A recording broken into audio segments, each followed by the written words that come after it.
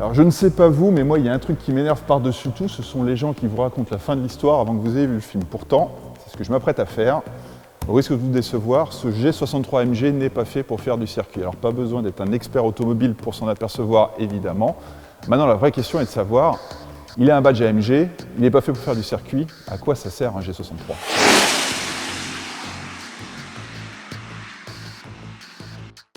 Alors comme AMG est pertinemment au courant du peu de dynamisme de sa voiture, ils ont pris une décision qui pour le coup est plutôt intelligente.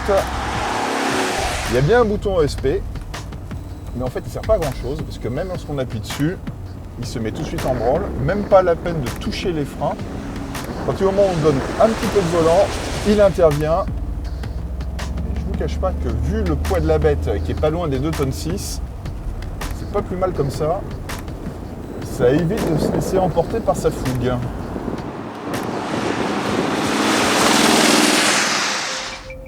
Donc, on l'a vu, le G63 MG, c'est pas fait pour faire du circuit. À quoi ça sert? Test 1, l'accélération. On se dit qu'avec 544 chevaux, ça devrait assez bien marcher. On va voir ça tout de suite.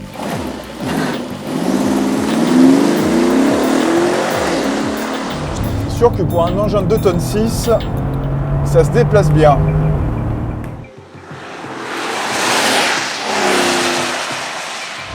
Par contre, c'est là où ça se complique, le freinage.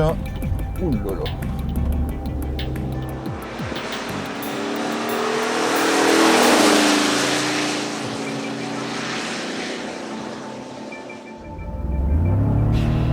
Donc on l'a vu, test numéro 1 en accélération, le G63 fait ce qu'il a à faire, les 544 chevaux, ils sont bien là.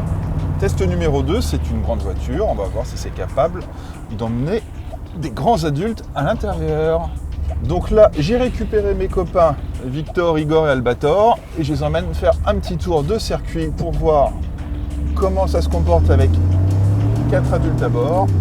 Visiblement, si j'en crois mes rétros, ça a l'air de se balader un petit peu derrière avec un ESP toujours extrêmement intrusif. Bien simple, dès qu'on tourne le volant, il intervient.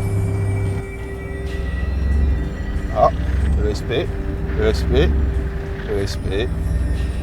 Vraiment pas du tout fait pour faire du circuit le G63.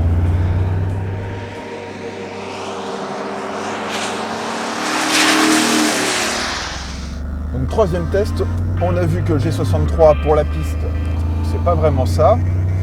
Eh ben, on va voir ce que ça donne en hors-piste.